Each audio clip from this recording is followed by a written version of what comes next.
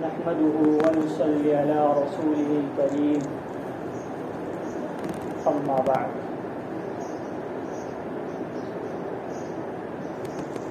محترم حضرات، کامیاب زندگی گزارنے کے لیے ہمیں نبی کریم صلی اللہ علیہ وسلم کے سنت کے مطابق گزارنی ہوگی،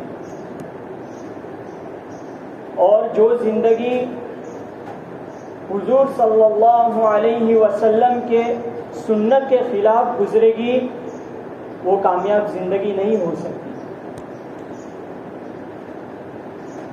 آج اگر ہم بھی چاہتے ہیں کہ ہم کامیاب زندگی گزارے، ہمارا اس دنیا میں اور آخرت میں نام ہو، تو ہمیں بھی نبی کریم صلی اللہ علیہ وسلم کے مطابق زندگی گزارنی ہوگی۔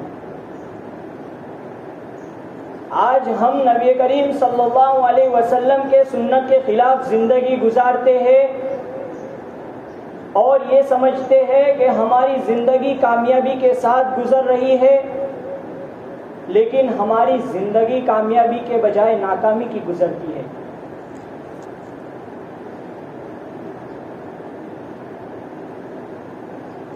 آج ہمارے معاشرے کے اندر بہت سی برائیاں آ چکی ہے۔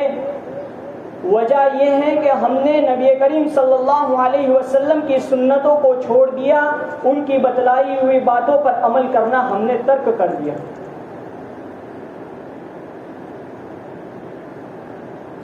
آج ہمیں اسلامی تہذیب راس نہیں آتی، اسلامی تہذیب پسند نہیں آتی، کیونکہ دوسری قوموں کی تہذیب، دوسری قوموں کی اتحاد و اتفاق ہمارے اندر گھر کر گیا ہے۔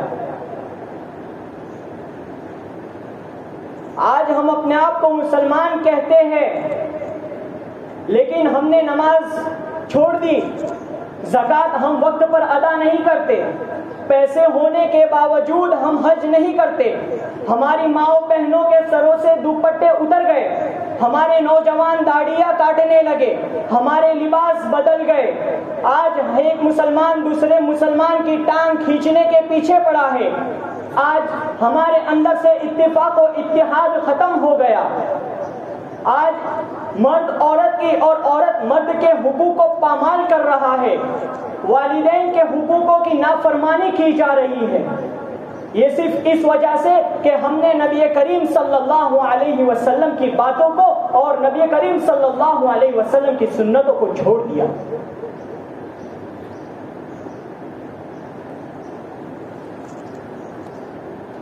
آج کا نوجوان،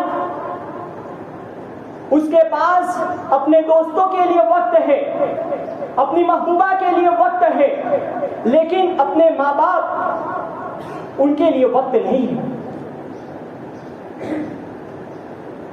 آج ہم اپنی بیویوں اور اپنی محبوباؤں کے ہاتھ میں ہاتھ ڈال کر چوراہوں پر چلنے میں شرم نہیں کرتے، لیکن ایک بوڑھی ماں جس نے 9 مہینے ہمیں پیٹ میں رکھا، اس کا ہاتھ پکڑ کر بازار کے اندر سبزی لیے جانے کے لیے ہم کو شرم آتی ہے۔ آج ہماری راتیں دوستوں کے ساتھ چائے کی ٹپریوں پر اور ہوٹلوں میں گزرتی ہے، لیکن ہمارے نوجوان کو اتنا بھی احساس نہیں ہوتا کہ میرے بوڑھے والدین گھر پر ہیں، میں ان کو ذرا وقت دے دوں اور ان کی خیر خیریت پوچھوں۔ وہ باپ جس نے پوری زندگی کو اس کے لیے قربان کر دیا اور پوری زندگی کما کر اس کو بڑا کیا، اور آج اگر باپ اس کے پاس 1 روپیہ بھی مانگتا ہے تو کہتا ہے کہ اے بوڑھے تجھے کیا ہو گیا، میرے پاس پیسے نہیں ہیں، مت مانگا کر۔ آج ہمارے یہ حال ہو چکے ہیں۔ کیوں؟ کیونکہ ہم نے نبی کریم صلی اللہ علیہ وسلم کی بتائی باتوں کو چھوڑ دیا، اور ہم چاہتے ہیں کہ ہماری زندگی کامیابی کے ساتھ، سکون کے ساتھ گزرے۔ آج بہت سو کی یہ شکایت ہوتی ہے کہ ہمارے بچے ہماری قدر نہیں کرتے، تو ان کو ذرا سوچنا چاہیے کہ میری والدین کو میں نے کتنی ادنا سی تکلیف دی ہوگی۔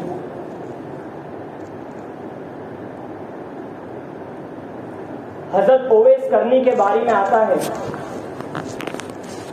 حضور صلی اللہ علیہ وسلم بیٹھے ہوئے تھے، تمام صحابہ آپ کے ارد گرد تھے،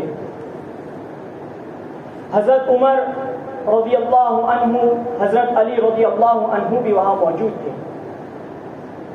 حضور صلی اللہ علیہ وسلم نے کہا، اے عمر، آپ کے زمانے میں ایک شخص آئے گا، قرن قبیلے سے ہوگا اور اس کا نام اویس ہوگا، جب وہ آئے تو اس سے دعا کروانا۔ حضرت ابو بکر صدیق رضی اللہ تعالی عنہ کی خلافت کا زمانہ گزرا، اس کے بعد حضرت عمر رضی اللہ تعالی عنہ کی خلافت آئی۔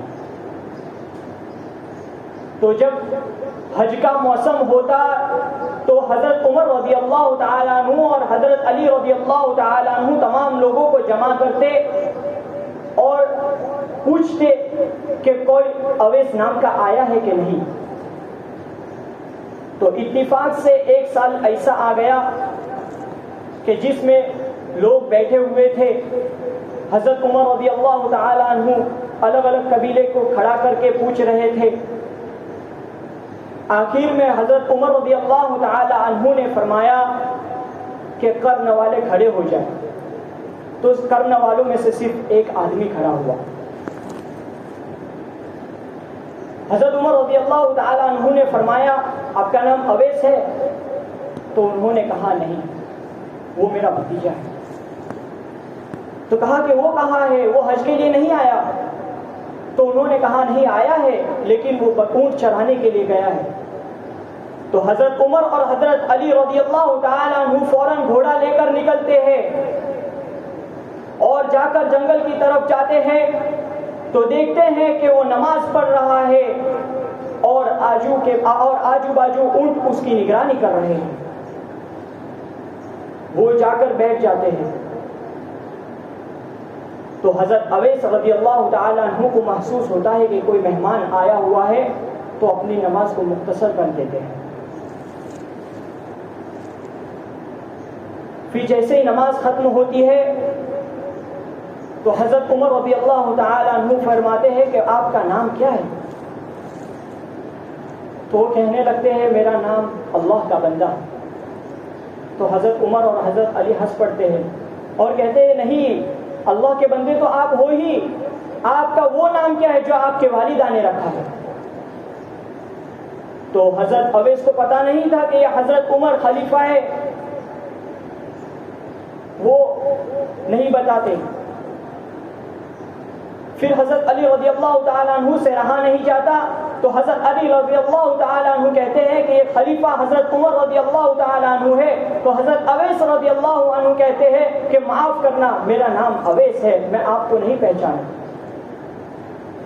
تو جیسے ہی وہ کہتے ہیں کہ میرا نام اویس ہے، تو حضرت عمر رضی اللہ تعالیٰ عنہ کہتے ہیں کہ حضور صلی اللہ علیہ وسلم نے کہا تھا کہ تمہارے زمانے کے اندر ایک شخص آئے گا جس کا نام اویس ہوگا، جب وہ آئے تو اس سے دعا کروانا، تم اپنے ہاتھ اٹھاؤ اور ہمارے لیے دعا کرو۔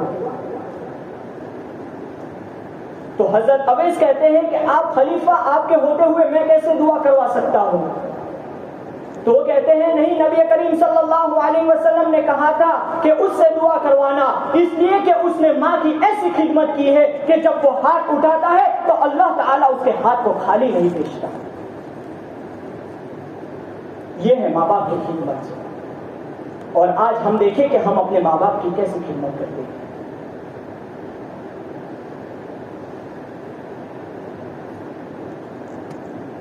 جب حشر کا میدان ہوگا، تمام جنتی جنتوں میں جا رہے ہوں گے، حضرت اویس بھی پیچھے پیچھے چل رہے ہوں گے، اللہ تعالیٰ کہے گا اویس رک جاؤ۔ تو حضرت اویس کہیں گے اللہ میں رک جاؤں، میں کیا جنت میں نہ جاؤں؟ تو اللہ کہے گے رک جاؤ اویس رک جاؤ۔ جب تمام لوگ جنت میں چلے جائیں گے، حضرت اویس پھر سے فرمائیں گے تو اللہ تعالیٰ کہے گا اے اویس تو ان انگلیوں سے اشارہ کرتا جا، وہ تمام جہنمی ہے، تو انگلیوں سے اشارہ کرتا جا، میں تیری بدولت تمام لوگوں کو جہنم سے آزاد کر کے جنت میں بھیج دوں گا۔ کیوں؟ کیونکہ انہوں نے ماں کی خدمت ایسی کی تھی. اور آج ہم نے ماں باپ کی خدمتوں کو چھوڑ دیا. آج ہم موبائل لے کر کمرے کے اندر بیٹھے رہتے ہیں. ماں اگر بیمار ہے تو اس کی طرف توجہ نہیں ہوتی. والد اگر کام سے آ کر پانی مانگ لے تو ہمیں اتنی توفیق نہیں ہوتی کہ ہم اٹھ کر پانی کی گلاس دیں. وہ باپ کمانے کس کے لیے گیا تھا؟ ہمارے لیے گیا تھا. پھر بھی ہمارے دلوں کے اندر اتنی توفیق اور اتنی طلب نہیں ہوتی کہ ہم اپنے والدین کی خدمت کریں. یہ تو اللہ کا احسان ہے، اللہ کے رسول صلی اللہ علیہ وسلم کا احسان ہے کہ آج ہم اس حالت میں ہیں.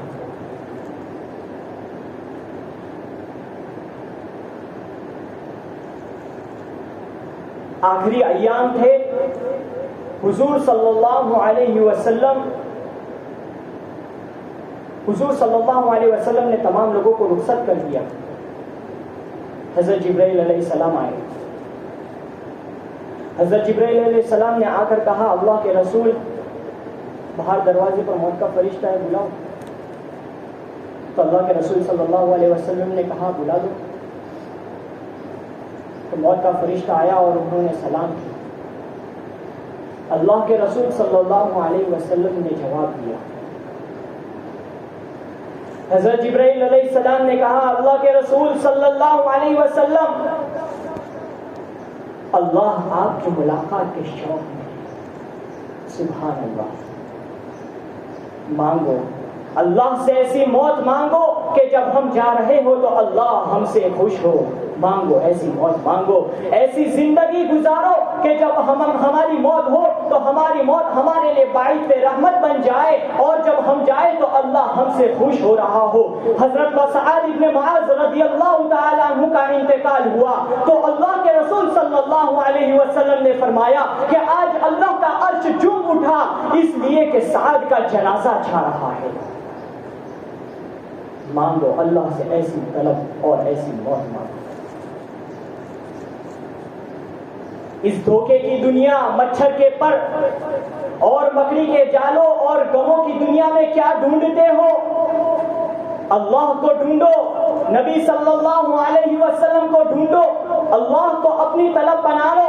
نبی کریم صلی اللہ علیہ وسلم کی سنتوں کو اپنے اندر اتار لو اور مزے کی زندگی یہاں گزارو اور مزے کی نیند قبر میں گزارو اور آخرت میں جنت میں راحت و آرام کے مالک ہمیشہ ہمیشہ کے لیے بن جاؤ.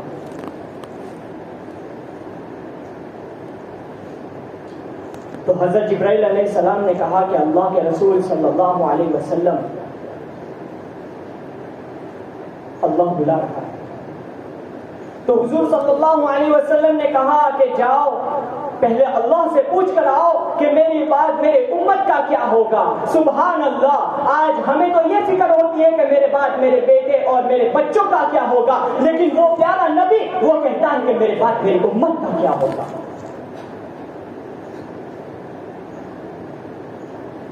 لاکھوں درود و سلام ہو اس آقا پر کہ اگر وہ آج یہ سوال نہ اٹھاتا تو کاش ہم بھی بندر و خنزیر بن چکے ہوتے. حضرت موسیٰ علیہ السلام کی تمام قوم کو اللہ نے بندر بنا دیا صرف مچھلی کھانے پر. کیوں؟ مچھلی کھانا حرام ہے؟ نہیں، مچھلی کھانا حرام نہیں ہے، مچھلی کھانا حلال ہے. لیکن اللہ نے کہا تھا کہ تم اس دن مت کھانا، پھر بھی انہوں نے کھایا تو اللہ نے ان کو بندر و خنزیر بنا دیا. تو آج ہم سوچیں کہ ہم تو کتنی نبی کی نافرمانی کر رہے ہیں. اللہ کے رسول صلی اللہ علیہ وسلم سے پوچھا گیا کہ اللہ کے رسول صلی اللہ علیہ وسلم قیامت کب آئے گی؟ تو اللہ کے رسول نے فرمایا کہ وہ تو اللہ ہی جانتا ہے. لیکن اللہ کے رسول سے پوچھا گیا کچھ علامت بتلا دیجئے. تو اللہ کے رسول نے کہا کہ جب ماؤں کو ذلیل کیا جائے گا. یہ تو اللہ کے رسول کا احسان ہے کہ اللہ کے رسول نے اس وقت یہ سوال اٹھایا اور اللہ تبارک و تعالیٰ سے یہ پوچھوایا کہ میرے بعد میری امت کا کیا ہوگا، تب جا کر آج ہم یہ اس حالت پر ہے، ورنہ ہم بھی کب کے بندر و خنزیر بن چکے ہوتے۔ یہ تو دنیا ہو گئی، آخرت کے اندر بھی ہر ایک انسان صرف ایک ہی لفظ بول رہا ہوگا، یا رب نفسی یا رب نفسی۔ جہنم کو گھسیٹ کر لایا جائے گا، سینکڑوں فرشتے اس کو گھسیٹ کر لا رہے ہوں گے۔ جب وہ لائی جائے گی تو تمام مرد اور عورت گر پڑیں گے اور سب کے منہوں سے ایک ہی بات نکل رہی ہوگی، یا رب نفسی یا رب نفسی۔ یہ تو امت ہے، انبیاء کے لبوں سے بھی یہ لفظ جاری ہوگا، یا رب نفسی یا رب نفسی۔ ابراہیم خلیل اللہ جیسا کہے گا، یا اللہ میں آج کسی کا سوال نہیں کرتا، میری جان میری جان۔ حضرت عیسیٰ علیہ السلام سے حضرت آدم علیہ السلام تک تمام انبیاء کہیں گے، یا رب نفسی یا رب نفسی۔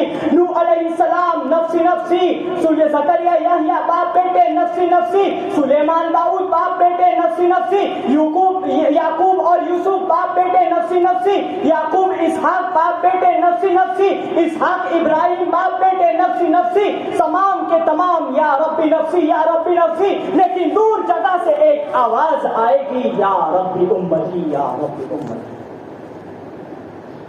تمام حیران و پریشان ہیں، یہ کون ہے کہ سب یا رب نفسی یا رب نفسی کہہ رہے ہیں اور وہ یا رب امتی کہہ رہا ہے۔ سب ان کی طرف دیکھیں گے تو حیران ہو جائیں گے اور کہیں گے یہ تو محمد صلی اللہ علیہ وسلم ہے۔